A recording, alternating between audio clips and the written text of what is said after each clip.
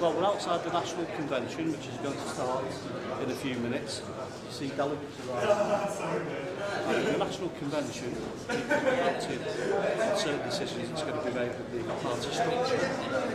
A few things to be laid out this morning. I'm sure it'll be very interesting.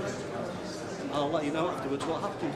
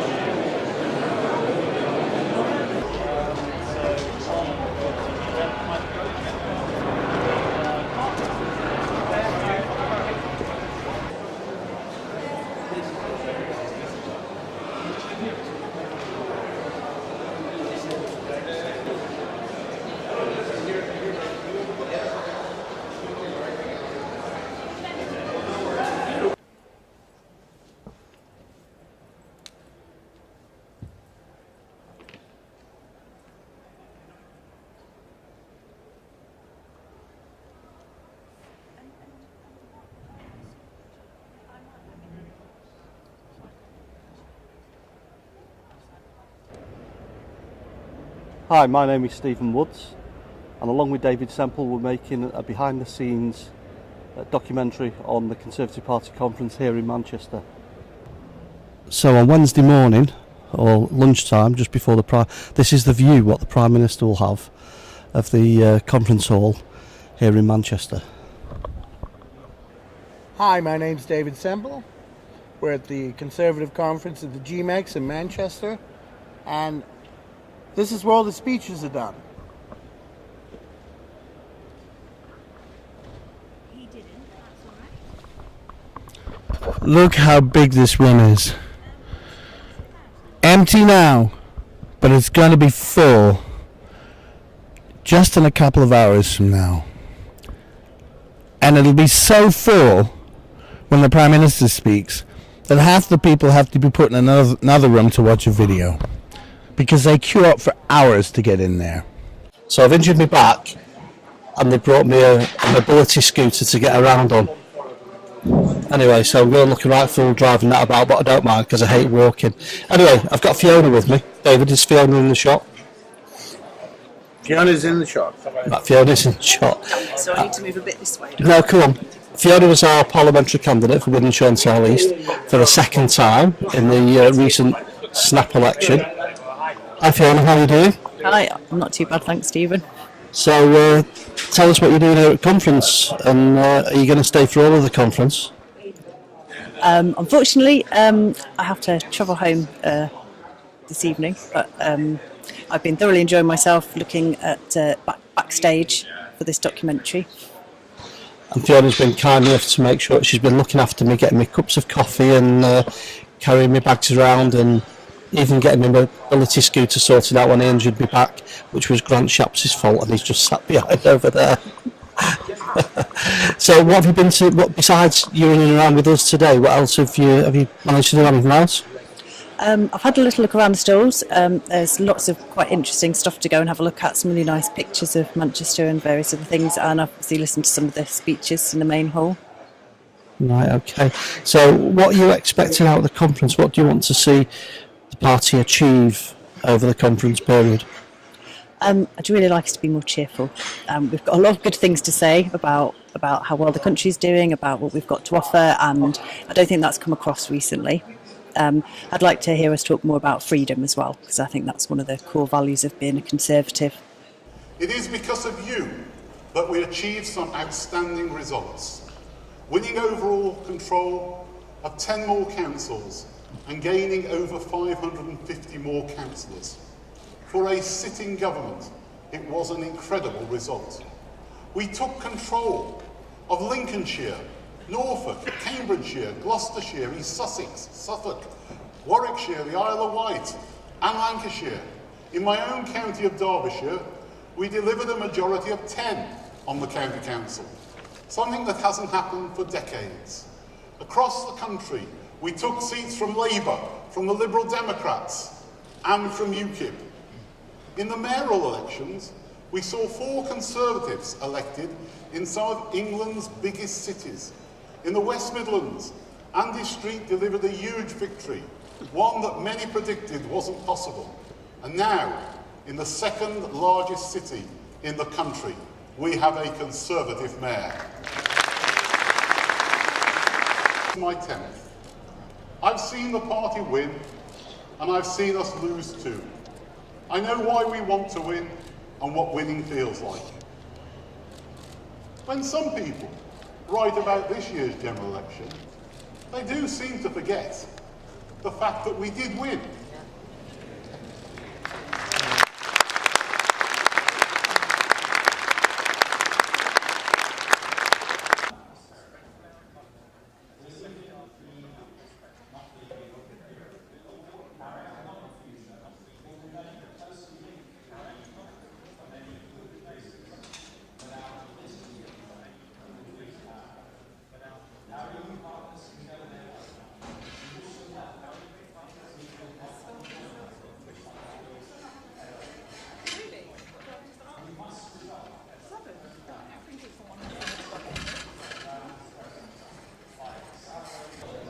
Behind me here you can see the press lounge where all the world's media come and do their notes and reports off to their editors.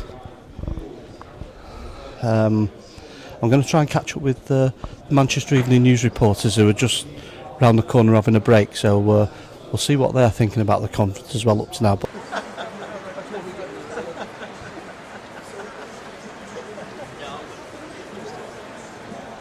Hey, buddy. I made it. John Miguel, you spent several years as an activist in Manchester. How did that experience leave you? You learn a lot about resilience, I think. And how did the public of Manchester strike you with regard to the Conservatives? Actually, it's not as bad as people think. There are quite a lot of Conservatives in Manchester, you just need to find them. There's a lot of shy Tories around as well, especially young shy Tories.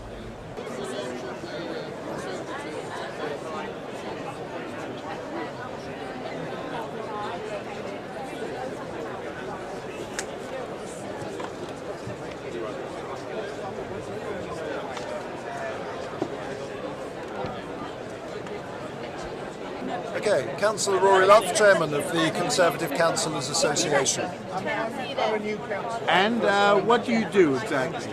Well, this is the representative body of the 9,250 councillors across the UK. We're here today.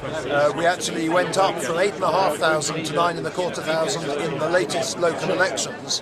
And we're here today to promote some of the services that we offer for our councillors and our candidates. So, for example, coming up in November, we've got a councillor development weekend where councillors and candidates can come along, take part in a number of sessions, workshops, training events to hone their skills so that they can better represent the people that are out there who we need to stand up for in the communities.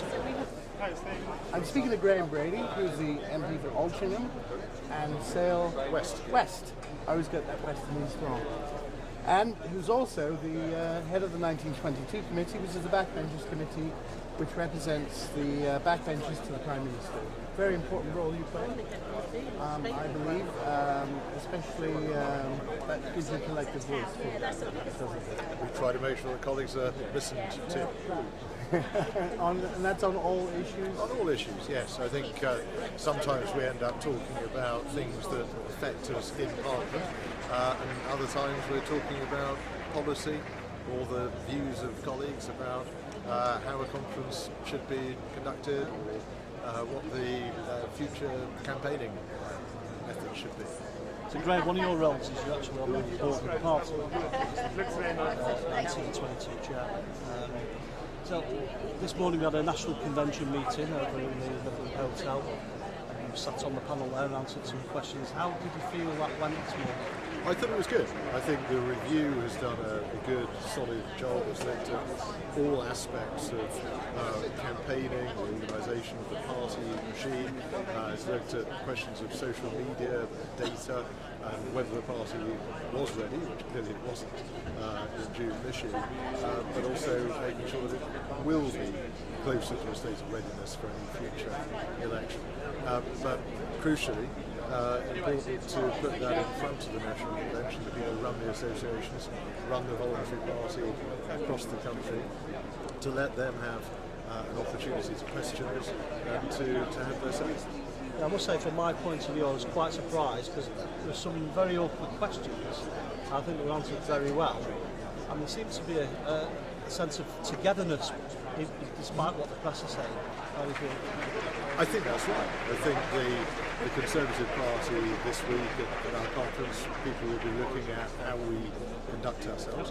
I think the public is wanting to see a mature, responsible, grown-up party which recognises that the public interest is far more important than the internal discussions of the Conservative Party. So we need to keep that focus on delivery, on making sure that we offer the good government the country needs, and we bring the country through some quite complicated times that we're facing.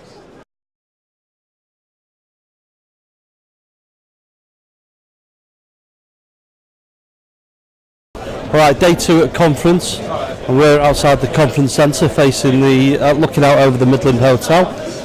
So behind the scenes you can see camera crews and journalists are waiting for that big hitter that may just pop by at any time. The Prime Minister's often walking through here, and many cabinet ministers. And you never know, one might pop along any second now. Right, Michael. Hello, Mr. Hello, Michael. Come here, have a chat with me. Of course you can. You're looking very dapper today, Thank as you, usual. Stephen. Yes. How are you finding conference? I'm actually really enjoying it. It's my second conference in 2 years, so yeah, I think it's a great atmosphere, and I think it just shows that we're strong and stable. I saw you at the Northern Do last night. And also I was invited to the 1922 committee, which was really nice. But I thought the Northern Do was really good as well. How did you find it? I enjoyed it, yes. Yeah, I think. I was a bit worse for wear this morning, but that's another story. Another story, and we'll save that for later. So what are you expecting to get out of this conference? I think a deeper understanding of what happened during the general election, especially, because we went to the one about what went wrong, and also to meet people and to make new friends, and that's what I've done so far, as I'm saying with my friend Craig, and I've met quite a few other Tories who I hadn't met before, and it's just a nice way to meet people. What's your name? Craig Dillon. Where are you from, Craig? I work in Parliament. Oh, you work in Parliament? That's right. Yeah. So is this your first conference? Yeah. Anyone in particular who you work for? I do work for lots of different MPs, social media consultancy. So yeah. Nice. So are you enjoying conference? Very good. It's very interesting. It's an interesting crowd. And it's always fun to be up in Manchester. So Being very polite, I think. We're being very diplomatic. We know. All right, we'll enjoy the rest of the day, guys. You too, Stephen. See you. See you later.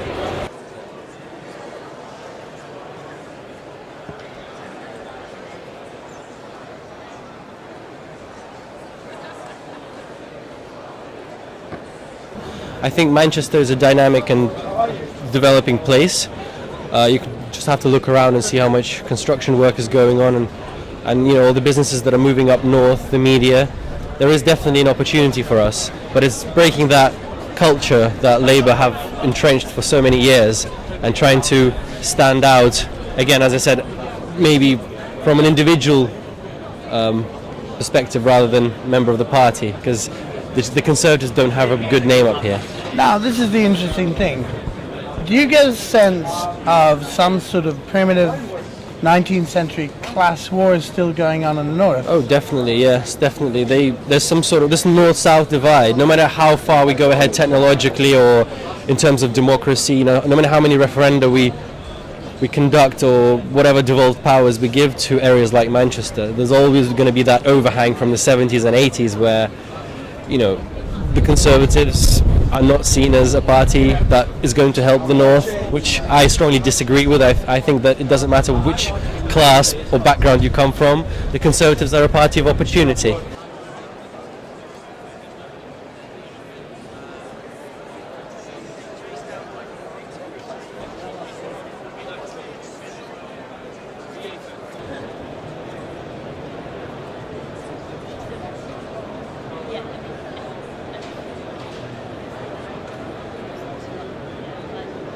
It's been enjoyable.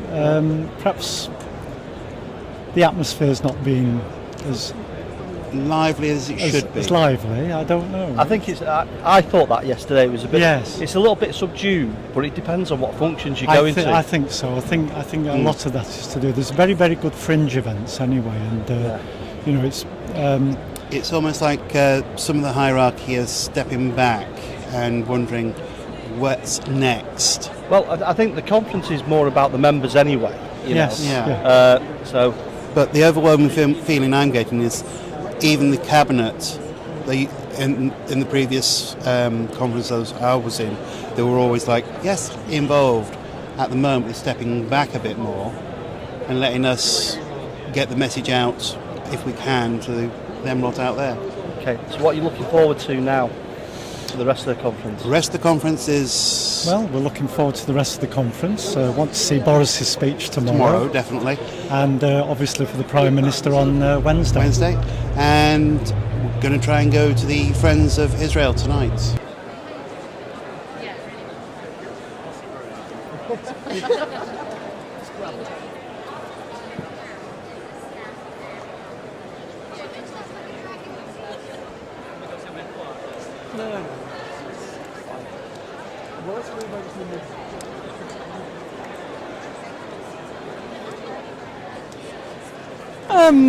It's all right. We've had no blood yet, have we? Which I think the press are expecting.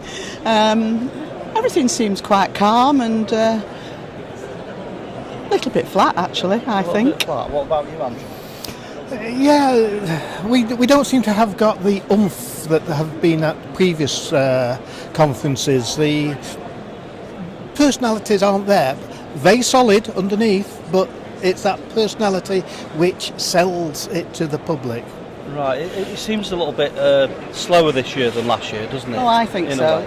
But do you think that maybe because some big announcement's going to come out, or you know? I think one or two of the things have already have come out, but they're not making a big. It's not like a big wow factor, is there? No, well, I mean, was there anything in particular you wanted to see that, or you was expecting?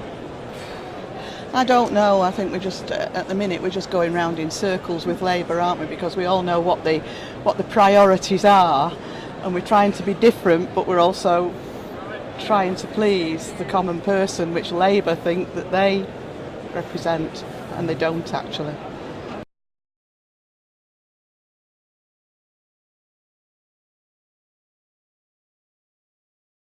Quote this just for going forward, yeah? Yeah, okay. You know, for the run through. Go on.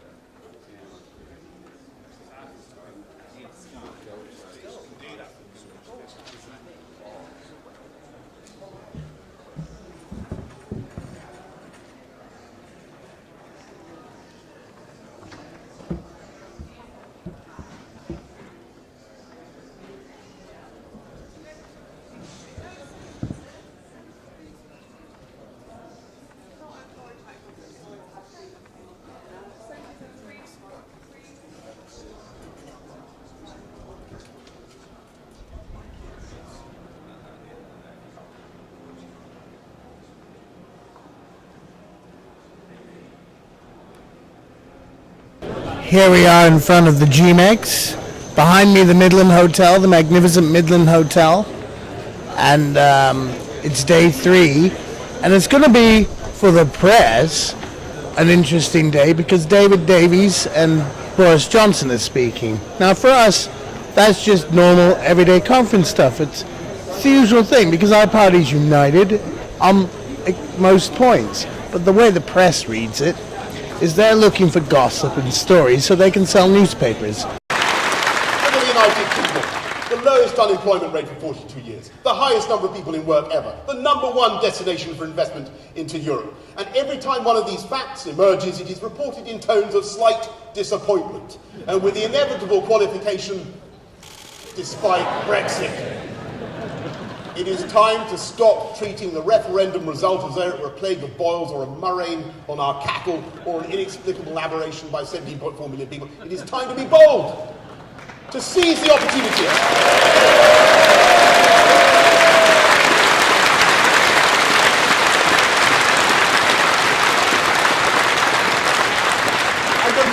Not only the plan was first split, but which has become a gigantic cyclotron of talent in which people are coming together from every discipline to produce constant flashes of inspiration. Indeed, we are consistently rated the global capital of innovation. We export more TV programs than any other country in Europe, 5 times more than the French. Yes. I think that's permitted in the rules of diplomacy. We export a program to Cambodia. A program to Cambodia called Nik Neng Klay Che Sethe, which means who wants to be a millionaire? And it is thanks to the triumph of conservative values that you are allowed to become a millionaire in Cambodia these days without being dispatched for re-education by some Asiatic John McDonnell.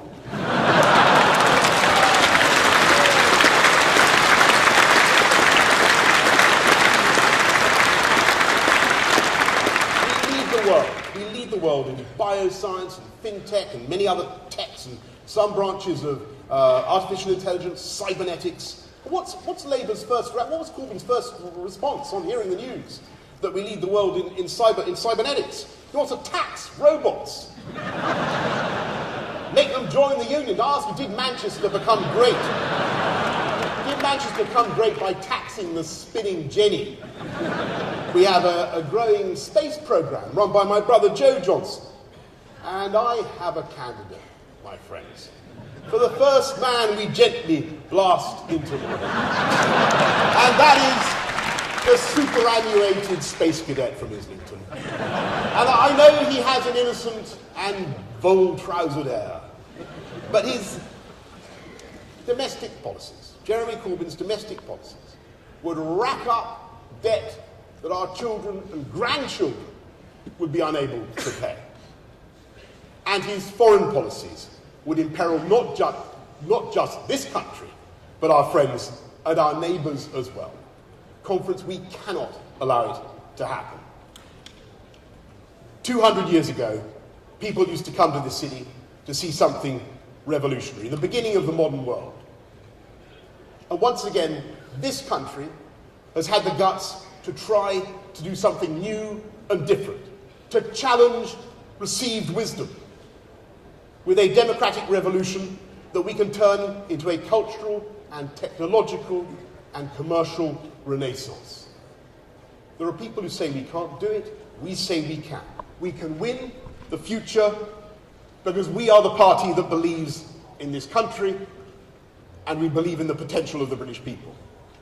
We Conservatives have been privileged, collectively, to be placed in charge of this amazing country at a critical moment in our history. We are not the lion. We do not claim, like some others, to be the lion. That role is played by the people of this country. But it is up to us now, in the traditional, non-threatening and genial, self-deprecating way of the British, to let that lion roar. Thank you very much. Well, it's obvious everyone really appreciated that.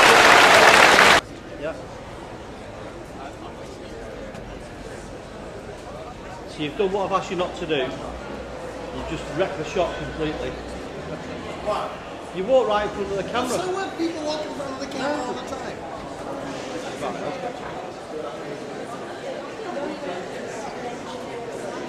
Follow me round then.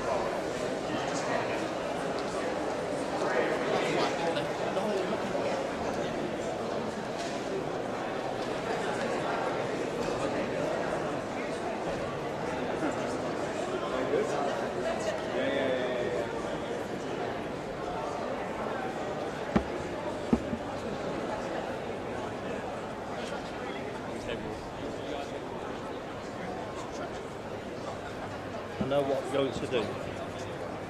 Yeah, you didn't have any.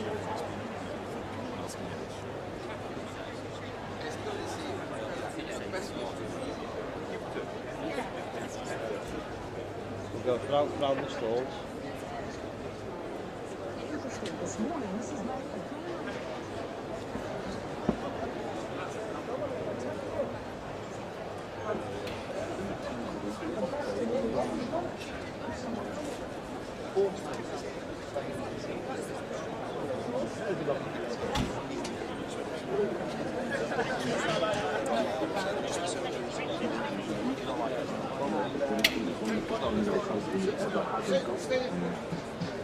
Because you feel safer.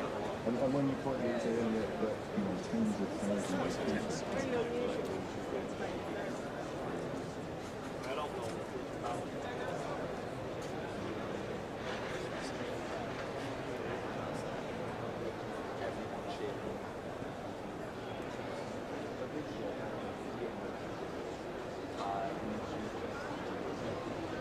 Go up and down up these, yeah? Each one. Yeah. Excuse me. Sorry.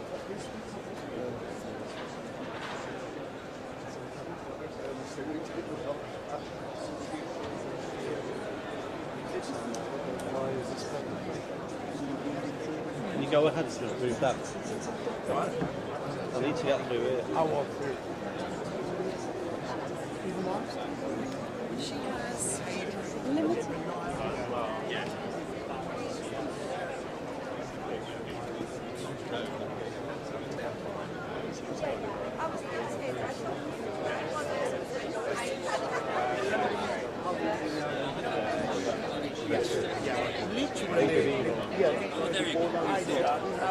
How are you? Oh, sorry, mate. Right. Don't feel that side. It's far too important. David, just carry on with this now. See you later. Bye.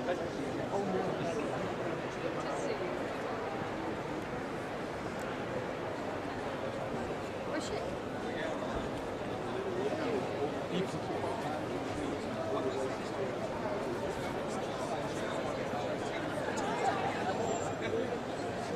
The next one Next one.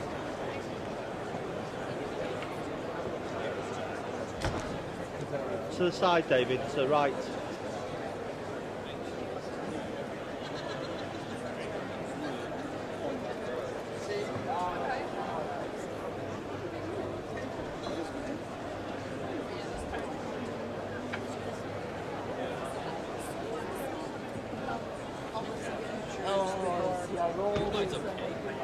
Yeah, come with us.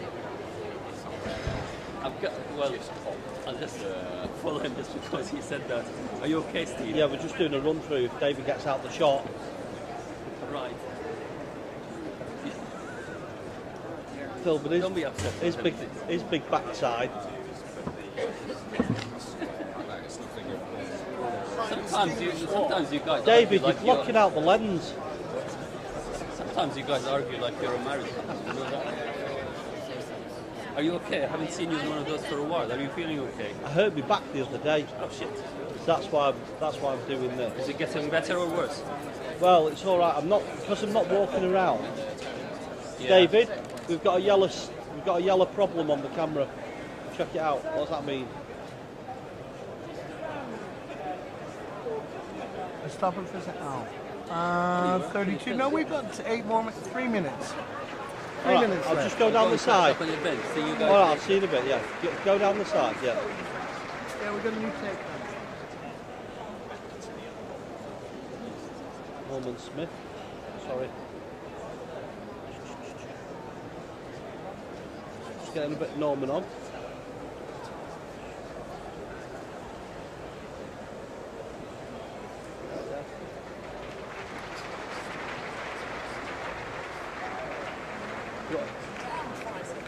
Do you want to go and do an interview with him? Yes. Norman Smith. I'll interview him. On the next tape. This is about to run out. Look, you've got to see. Oh no, it's going now. Let's do it. Carry on the run through to the end.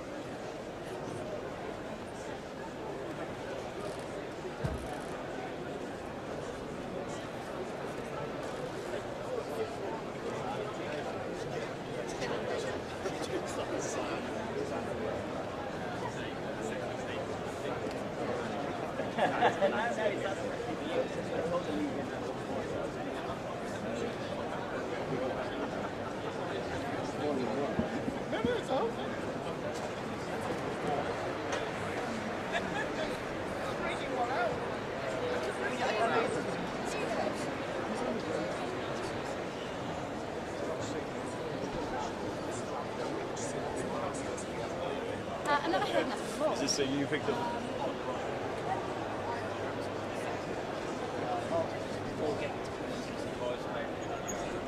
David, Definitely told him that story. He'll enjoy it. I'm going here. I'll whiz round the outside filming it and come back here to you. Yeah? Do you want another cigarette? I'll meet you at the front. It's going to run out. When it runs out, just turn it off. Oh no, we'll do it now here.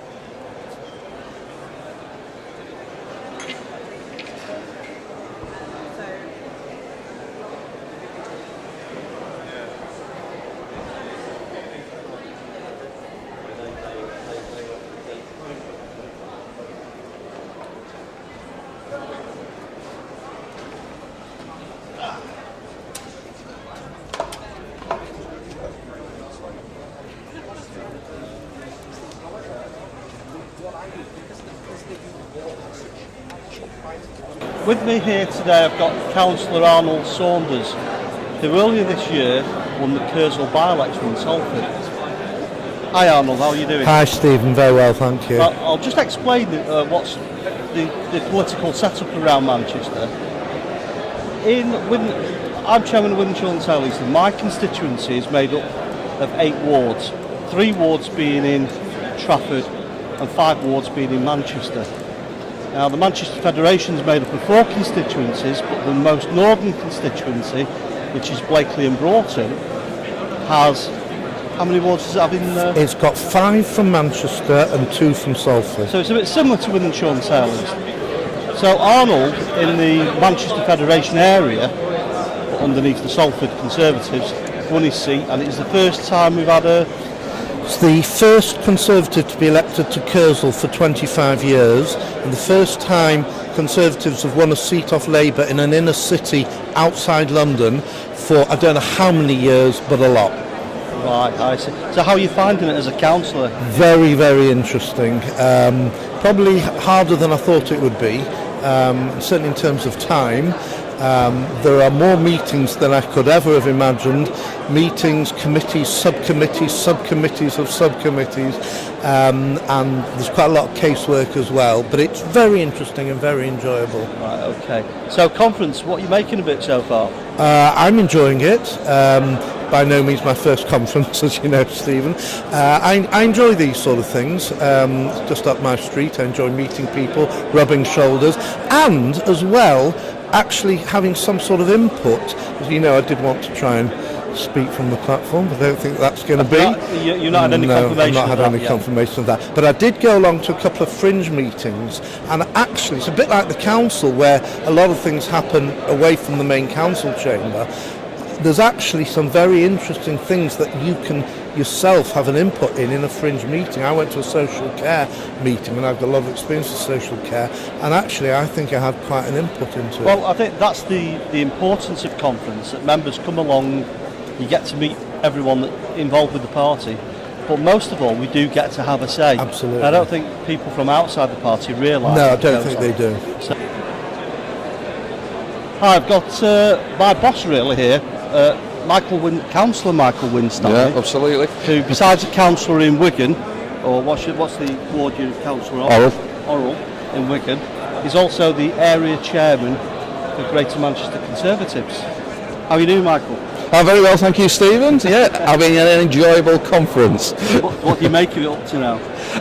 It's been quite interesting, hasn't it? I think coming off the back of the general election, we've not had quite the euphoria that we perhaps had last year. Yeah, but I think there's been a business-like approach to it in terms of we're in government, we need to get on with it, and let's get on with governing the country. So there's been very much a business-like approach, I think, to the conference. Yeah, definitely. Did you go to the National Convention meeting on Sunday morning? Unfortunately, I couldn't, and the reason for that was doing my councillor surgery. So I was, I'm very dedicated. So hence I couldn't go to the convention meeting. But I have heard some reports about what happened in terms well, it of was the quite review. good actually. Yeah, there was some harsh questions which you'd expect. Absolutely, but yeah. I thought they were answered quite well, and the mood was quite. I was surprised how upbeat we were in there. Yeah, and yeah. a sense of togetherness. Yes. Regardless of what the press are trying to say all the time. Yeah, yeah. I think there is a sense of togetherness here, even though we disagree on certain things. Well, we agree on Well, I think, yeah. But there's a few of us that don't agree on the same things. Yeah. So what are you hoping to get out of this, or what sort of messages are you looking for over the next few days? I would certainly say that what I'm hoping that happens, and I think we've started seeing it so far, is that we've got a clear message coming out from the government and as a party to say this is how we're going to sort of manage things going forward, this is the hope, this is the optimism, and actually try and counter some of the stuff that came out last week, you know, in terms of the negativity, how they're always trying to talk down the country, and we want to talk it up and actually show that actually capitalism does work. You know, it might not get it right all the time, but it's by far the best system to deliver that wealth creation, that ambition, and that hope that people have for the future. And I think that's what I'm looking for out of this week. That just reminds me actually of a famous quote that Margaret Thatcher says about socialism. She says, "The problem with socialism is eventually you run out of other people's money." Hi, here with me I've got Jagdeep Singh Hat. I got that right, I didn't say Jag. Jag's one of my mates from Wythenshawe and Sale East. How are you finding conference? Really enjoying it, thank you, Stephen. I look forward to it every year. So, any interesting fringe events you've been to, or any speeches you've heard? I was there at the beginning when the conference opened, and it was nice to see the Prime Minister attend. There seems to be a lot of togetherness, even though, you know, the buzz that we had last year doesn't seem to be there. Yes. Yeah. So is there anything particular you're looking forward to for the rest of the conference? Well, I'm looking forward to seeing my old friends. We always meet them at least once a year. Day 3 at conference, yes, we're here in the marketplace of conference. Now, through the market, on the other side is where the auditorium is, where all the big speeches are done. Here, there's many different organisations that are trying to get the Conservative Party's attention for different reasons. And I'll take you around some of them in a bit and introduce you to some of the people, and they'll convey a little message to us, I suppose. Now, on the left-hand side of my left here, we've got the BBC set up, their little outside broadcasting studio, and to my right on the other side, we'll probably pick it up later on, we've got Sky News, and I saw Adam Bolton over there doing an interview a few minutes ago, and Norman Smith from the BBC was just doing one on the other side. We were going to have a word with him, but he had to dash off rather quickly. So let's go meet some of the people behind the stalls. Right, here in the marketplace, earlier I said there's many different organisations here for different reasons. So I'm at the Prostate Cancer UK stall, and with me I have Martin Abrams from Prostate Cancer UK. Right, and what's your main aim of being here today? So we're here at Conservative Party Conference, having just come from the Labour Party Conference, because we want to raise the profile of the work that we do to politicians and to delegates at party conferences, because not many people know that prostate cancer is the most common cancer in men, and by 2030 it will be the most common cancer, full stop. So it's absolutely vital that politicians raise this up the political agenda, because we want to see there being better diagnosis, better treatment and better support for men across the whole of the UK who have prostate cancer. Right, I see. I see that you're doing a quiz, like you're calling it a pub quiz with a leaderboard. You've got some famous names up there. And I take it this is to help raise awareness and see what people actually understand about prostate cancer. Well, yeah, it is. We're here at our Men United Arms stand, and we've got a pub quiz that we're asking MPs to take part in. It's quite a hard pub quiz, but we're taskmasters here, and we want to test the knowledge of politicians. And if they don't know the answers to questions, we'll make sure that we give them the right answers, and hopefully their awareness at the end of it will be increased, and they can go away and hopefully raise prostate cancer up the political agenda, like I said. We wanted to stay a British overseas territory. That's our current status, and it's one we're happy with. It's a partnership with the UK which works for us, and we hope works for the UK as well. And you have your own assembly there? Yeah, we elect our own assembly every 4 years. It has 8 members. 3 are then elected onto our executive council, which is like a cabinet. And we have internal self-government, raise our own taxes, make our own laws, and run as a small country. Basically, Britain is supposed to be there to look after your defence. Britain is responsible for our defence, and there's just enough there to deter any future nonsense. Yeah. And they also look after foreign affairs, but in full discussion with members of our assembly.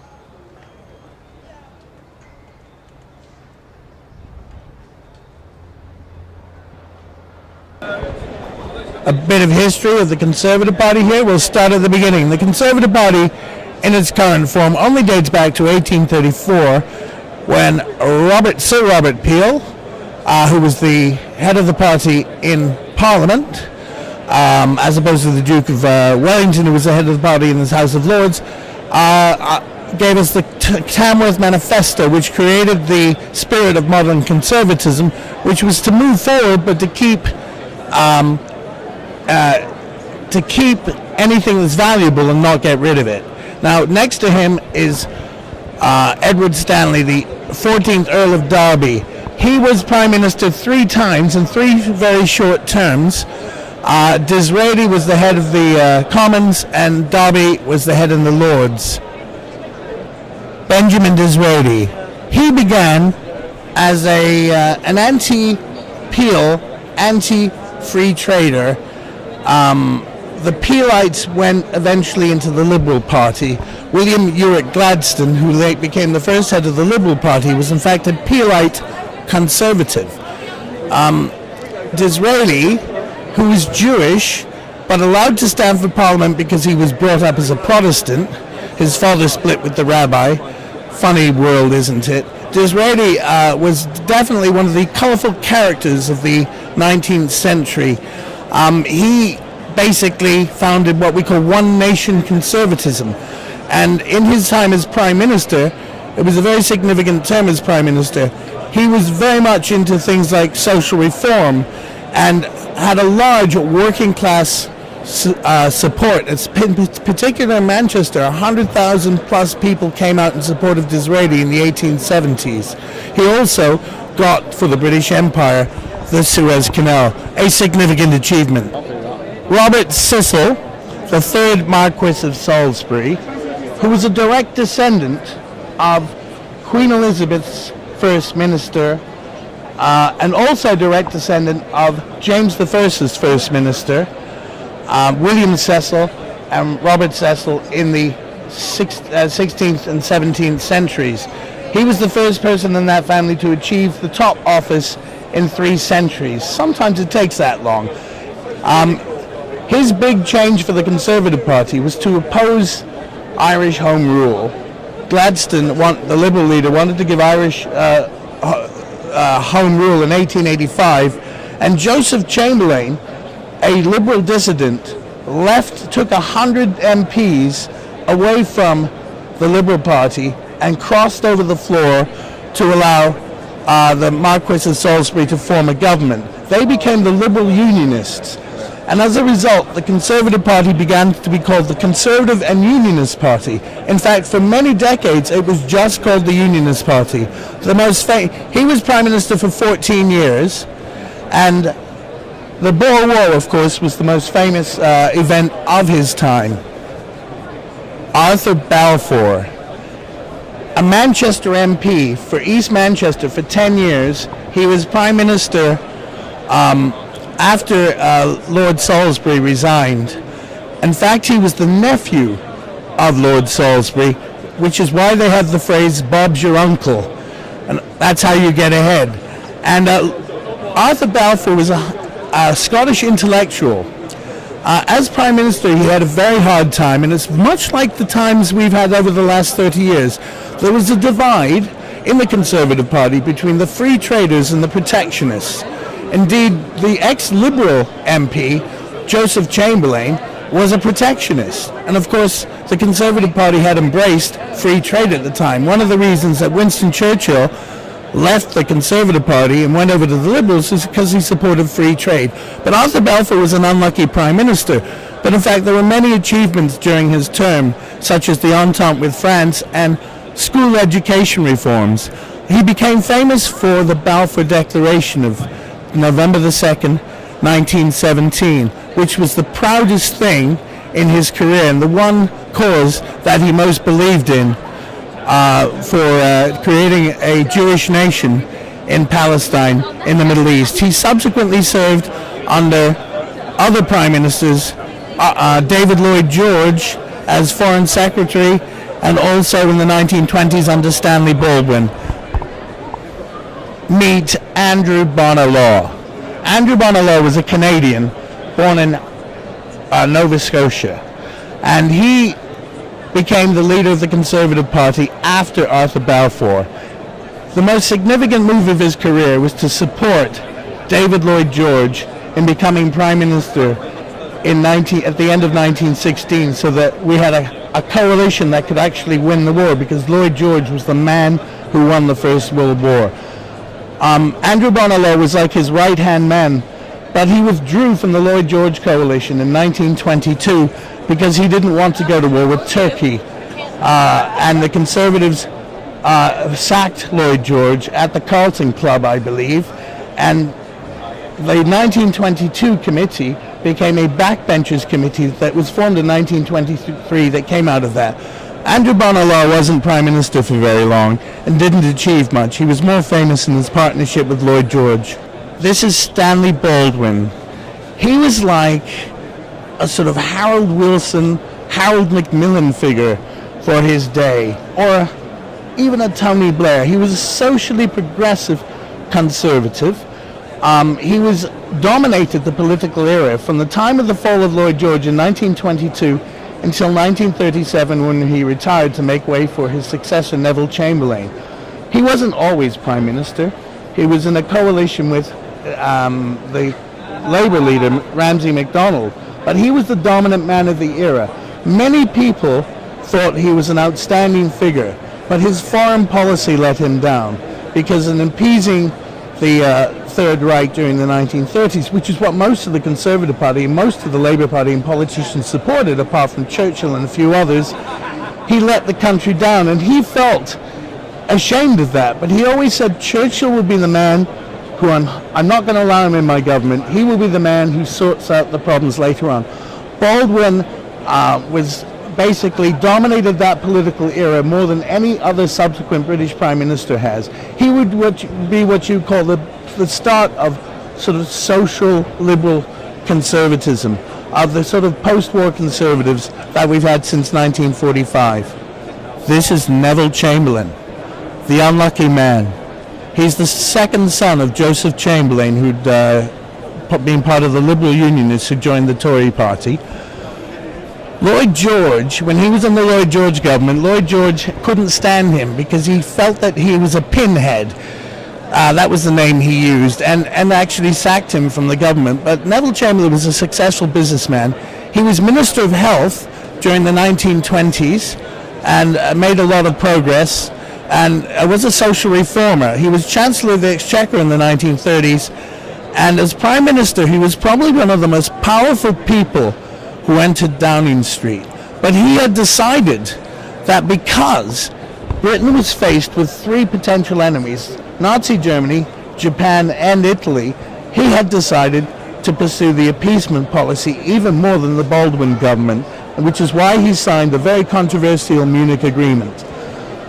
He was eventually booted out of office, but Winston Churchill kept him on in his cabinet, and he played a very important role in supporting Winston Churchill when there was a debate over whether we should continue to fight Nazi Germany or not, and Lord Halifax was in favour of possibly doing a deal with the Italians. Neville Chamberlain came onto Winston Churchill's side, so he sort of redeemed himself. He would have been a great Prime Minister in our time, but he was never going to be a great war leader.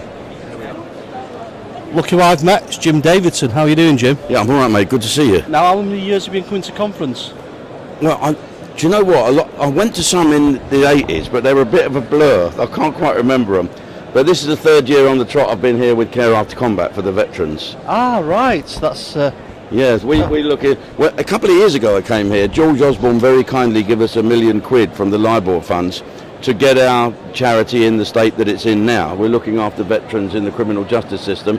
When they come out of prison, we make sure they don't go back in, find them jobs, give them a bit of self-esteem back, etc. It's working a treat. So we're in out to say we want some more money, and we're doing more veterans. So have you been doing any fringe events, speaking at any fringe events or anything? No, but I've been listening to a few. I've been really excited by some of these fringe events. They're good. I think they are good, and it's free sandwiches. But and a drop of wine and that. I'm not too sure about the wine. I would swerve around that. I'll wait for me scotch at 5:30. So I saw you 2 years ago. Was that your first one? Yeah, it was. And then you did Birmingham last year. Birmingham last year. I prefer here. You do prefer? Yeah, I do. I just prefer the room here. It's nice, lovely hotel, great people. And as Boris and everyone was saying, Manchester was, where it all, not where it all began. Well, it was, yeah. It's a great city. This is where the modern world was founded. How can you have such two good football teams that close? No, there's only one. We've got Charlton and Millwall next to each other. We're both rubbish, although Kevin's going to hit me now. Well, you know, there's only actually one football team in Manchester, and that's Manchester City. Yeah, people say that. Yeah. People say that. Yeah, but apart from John Virgo, who's a big Man United fan, and he said, when we were kids, my mum said to me, don't you go near that main road. So we thought we couldn't support City. That was his joke. That's not his joke. He got that from Eddie Large. Oh, that Eddie Large. Now there's a great Mancunian. Actually Glaswegian, but a great guy, Eddie. Marvellous bloke. So what? We were talking about a couple of years ago. I think they're good, these conferences, but you need to pace yourself. You know, you get up really early and have breakfast and try and catch the eye of some minister or someone if you want something done, and then you spend all day running around. And I've noticed this, and I've told all the people that work with me and for me, once you meet a minister, you've got 20 seconds of his attention before he's gone. And then they usually promise you everything, and then... Yeah, or they go, yes, good, and you can see them wandering off even before you forgot the question. Well, we've had a few making promises in Manchester to help us try and get councillors in the town hall. Yeah. It hasn't happened yet. I was in your town hall the other day. With the guy, General Julian Thompson was there, who led the 3 Brigade in the Falklands. I'm a big fan of his, but what a building. It's my number one building in Manchester. It's beautiful, it's a beautiful building. So are you looking forward to the Prime Minister's speech tomorrow?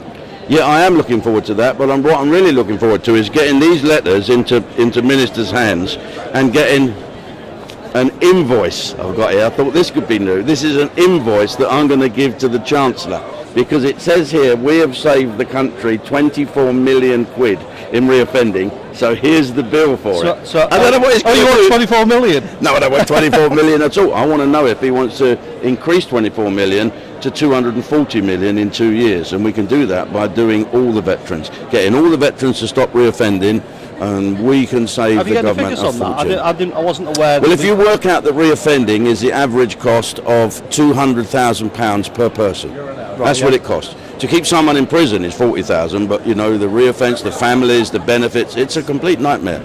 And we have kept, in the first year, we've reduced reoffending down to 4%. From 45%. I mean, it's staggering. Well, fantastic work. Keep up the good work. Thanks, pal. And enjoy the rest of the conference. Cheers, mate. Thank you. Cheers now. Thank you very much indeed.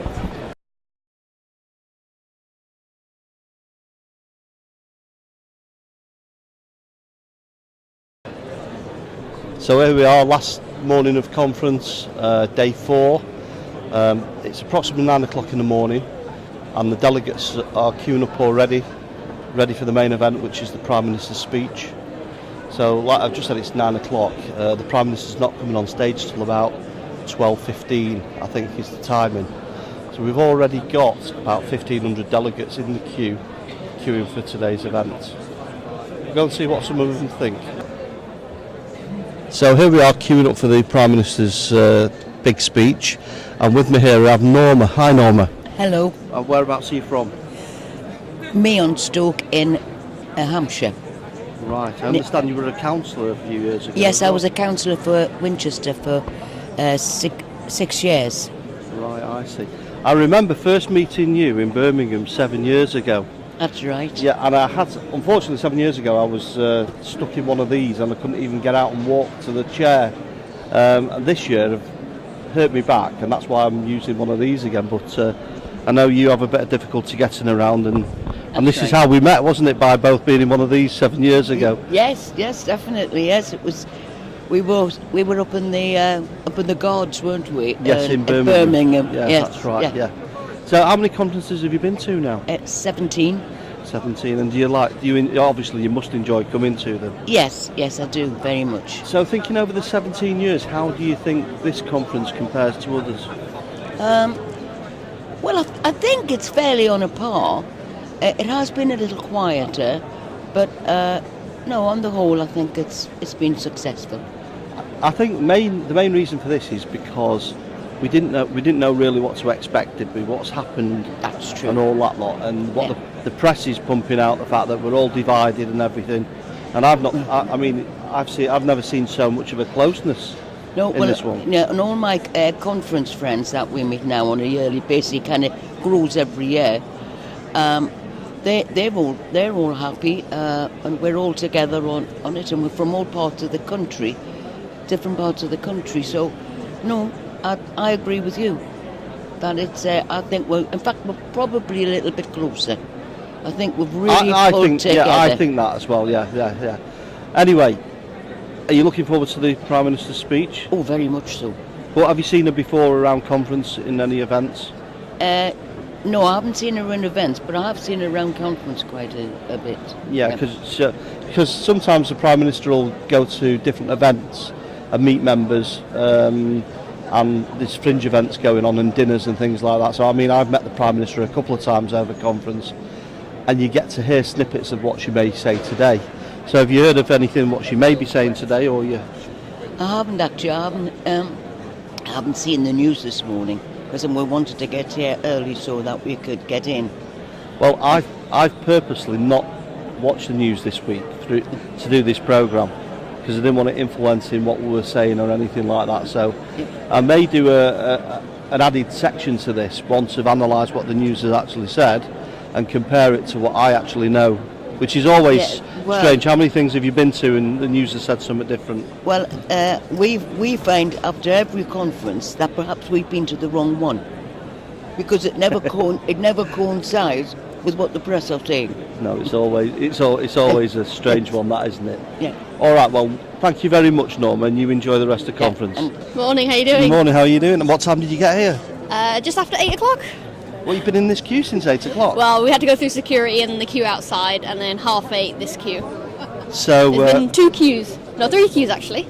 So you joined the shortest one, did you? No, we got here first.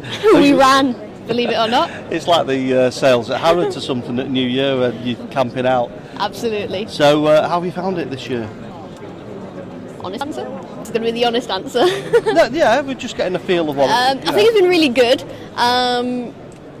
Definitely felt quite a bit of upbeat yesterday from particularly Liam Fox and talking about defence and what he wants to do, and of course Boris. I'm really looking forward to today, really, and hopefully trying to get some substance from Theresa May. Right. Yeah. Did you feel it was a bit flat on the first day? Yeah. Can I say that? Yeah, I mean, because my view is that I don't think we all knew what to expect. Yeah. And there were some serious I'm questions. concerned where this is going. No, it's not going anywhere. It's there were some serious questions that members wanted to ask, and conference is all about members engaging with the party and getting to have their say, and the party listening. So, was you at the National Convention meeting? I was, yeah. So, how did you feel that went? I was actually a bit disappointed, so I got there at about 10:10, and they'd closed the doors already because it was full. So I didn't get in until after Theresa May finished speaking, and I thought it was slightly bad organisation. Oh no, I beat you on that one because I think we were there about. I think you got there about 9:30. Oh really? Yeah, and it was full then at 9:30. So, yeah, and I think if they knew that people wanted to say and wanted to listen and wanted to see what the review was, they should have, I guess, prepared for that and had a bigger room. Well, I don't think they realised the sort of interest it created because National Convention in Birmingham is a slightly bigger room, isn't it, where we meet, and that's the only place that can really. Unless we're going to put it in the auditorium. Yeah, or any of the rooms over here. Yeah, maybe that's one they need to. Absolutely. Well, I hope we'll see this interview and take note from it. But what are you expecting from the Prime Minister today, then? Hopefully some optimism and maybe a way forward, really. So, you know, her speech on number 10 Downing Street when she became Prime Minister was spot on in terms of leading the country and taking it forward and actually looking after the grassroots of the country and not about corporations or big business or, I guess, in her words, the rich. But it was actually about looking after us and allowing us to have that choice and that freedom. But I haven't quite seen that yet since, I guess, been a year now or so of her being Prime Minister. So we just really need to see what is she going to do about that. And I know Brexit's top of the table and top of the list, but actually you've got to think about domestic policy as well as international policy. We're inside the auditorium. In the next couple of minutes they're going to open the doors and let the delegates in.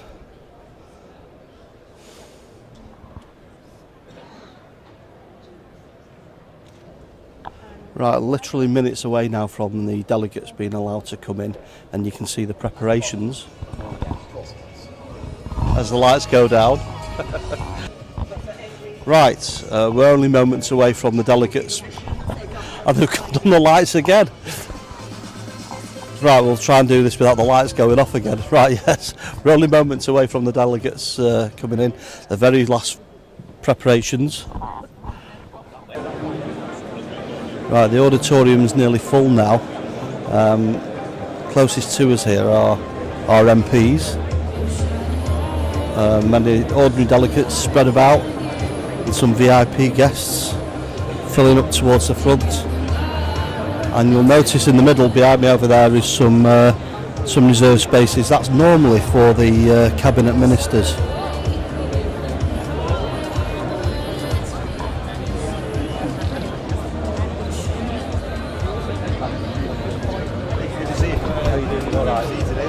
Pardon? UMC today?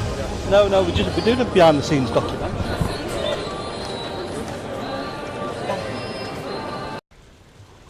A little over 40 years ago, in a small village in Oxfordshire, I signed up to be a member of the Conservative Party.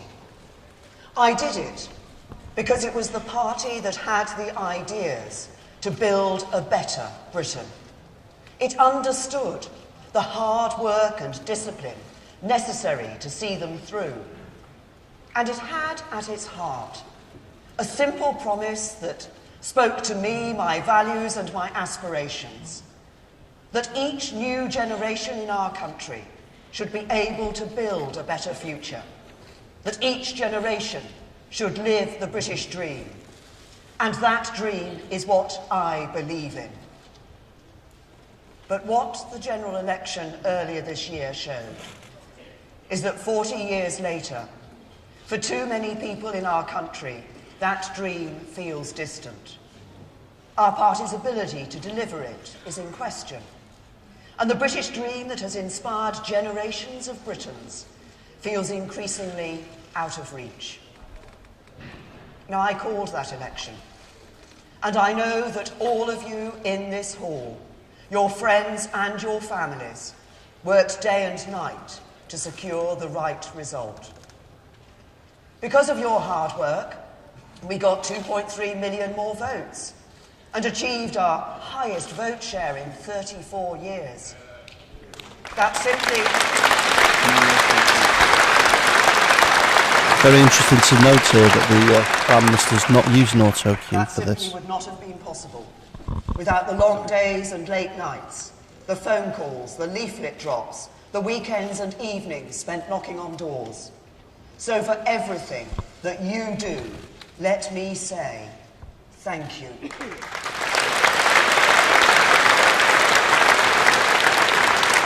Yeah, just showing that the Prime Minister's not using auto But we cue. did not get the victory we wanted because our national campaign fell short.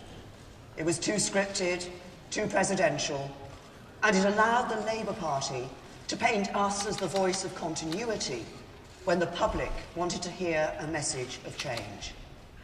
I hold my hands up for that. I take responsibility, I led the campaign, and I am sorry. For so long, the basis of our prosperity and security, an idea that has lifted millions around the world out of poverty, called into question by those who would imperil our future by adopting the failed experiments of the past. That idea of free and open markets, operating under the right rules and regulations, is precious to us. It's the means by which we generate our prosperity as a nation and improve the living standards of all our people. It has helped to cement Britain's influence as a force for good in the world. It has underpinned the rules-based international system that helped rebuild post-war Europe and the world beyond. It has ushered in the fall of the Berlin Wall, the end of communism and the dark days of the Iron Curtain, securing the advance of freedom across Europe and across the world. It has inspired 70 years of prosperity, raising living standards for hundreds of millions of people right across the globe. So don't try and tell me that free markets are no longer fit for purpose, that somehow they're holding people back.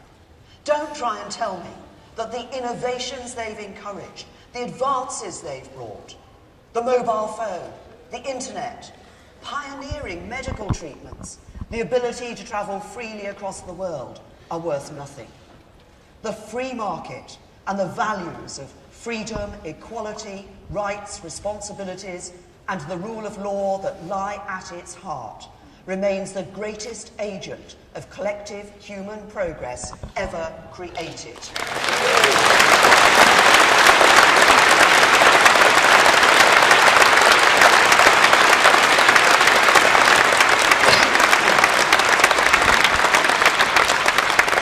So let us win this argument for a new generation and defend free and open markets with all our might. Because there has rarely been a time when the choice of futures for Britain is so stark, the difference between the parties so clear. And it's the Conservative Party that has a vision of an open, global, self-confident Britain, while our opponents flirt with a foreign policy of neutrality and prepare for a run on the ground. Some people say Seems to be a bit of a heckler in the crowd here. I seem to be very interested. So some people say we've spent too much time talking about Jeremy Corbyn's past. A little mishap in the audience there. Not quite sure what's going on, but I'll get to the bottom of it straight after this.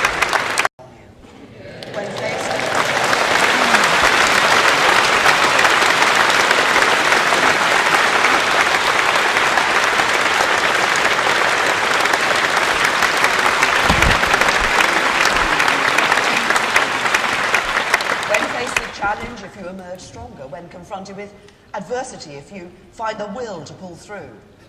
And it's when tested the most that we reach deep within ourselves and find that our capacity to rise to the challenge before us may well be limitless. That is the story of our party. That is the story of our country. And that is the resolve and determination we need as we turn to face the future today. So let us go forward together, confident in our values, clear in our vision, sure in our purpose, with a rich, ambitious agenda to follow, a bold, exciting mission to pursue. Let us fulfill our duty to the British people. Let us fulfill our duty to our country. Let us fulfill our duty to Britain, and let us renew the British dream.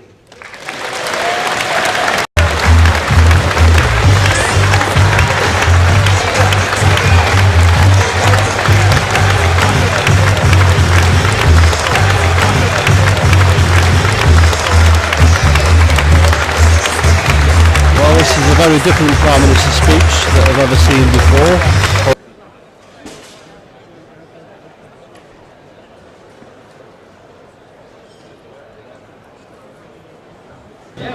Hi there, can you tell me your names? I am Lord Surrey.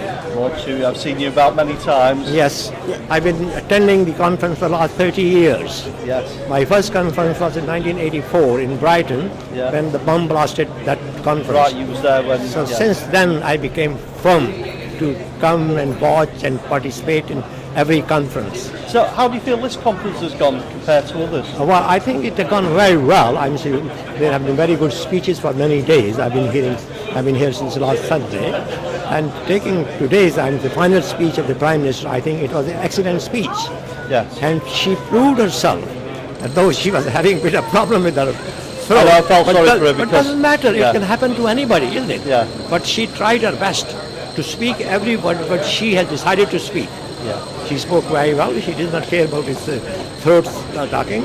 And I think that she said every leader has to pass a test in his life, political life, and she proved that test today.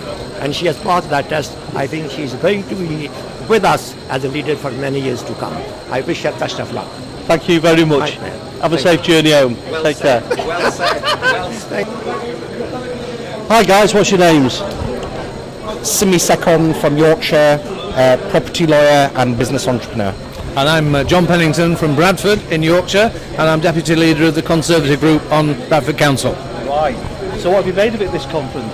I think it's been tremendous. I think Mrs May has come through stronger. I saw her on Sunday night, I've seen her today, and she's just got stronger and stronger. She's had a few problems on the stage today, as no doubt the press will highlight, but she's overcome those problems, and she will overcome the problems with the country, leading to success. I have no doubt and total confidence. What's been your highlight of the conference? Well, my highlight of the conference is, I was asked by BBC, they asked me as to what did I think about Theresa May and how things were going. And I was, earlier in the week, I was saying that I'm sorry that, she just doesn't seem comfortable in her skin. She doesn't feel comfortable in what she's doing and what she's saying, and doesn't seem to be sincerity behind what she's saying. But today, the highlight of my conference is Theresa saying, I'm sorry, I was off script, it was all scripted, it was a presidential style election. Today, that apology means a lot to me and my people. I think there's been many events around what the Prime Minister's been to, by the National Convention on Sunday morning, and that's where all the chairmen gather from the party and the senior officers and the board members, obviously. And she actually apologised there at that point, and there was a lot of Twitter messages going around and a few interviews and people saying basically they wanted a sorry, and we did. Everyone got that today. It was needed. Can I just say, I thought towards the end there, when Philip, her husband, got up and gave her a hug, I thought of doing the same thing myself. Fantastic, guys. Have a safe journey home. Thank you very much. Do you want just turn that little way a bit there? Yeah. All right. Hi, I've got David with me. Where are you from, David? I'm from London. You're from London? Yes. What's your constituency? Right at Northwood and Pinner. Oh, right. I see. How do you feel the conference went? I think it went tremendously well. Have you been to many conferences before? No, this is actually my first conference. First conference? Yes, I know. So I think it's been really, really exciting. I've heard some tremendous speakers, got to meet some wonderful people. So did you have any expectations before the conference, and were they met? Well, sort of one of my friends referred to it as Disneyland for Tories, which I suppose came quite true, because you're wandering around and you see all these sort of famous politicians that you rush to try and meet. But it's been just really, really fascinating and really exciting, and I've really enjoyed myself. Thank you very much for the safe journey back to London, Thank David. you very Take much. care. Cheers. Bye.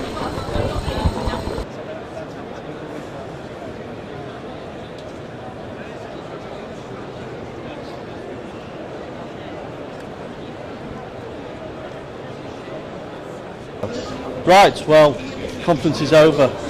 Everyone's packing up. Have you enjoyed the time of making this documentary? Yes, it's been real fun, actually.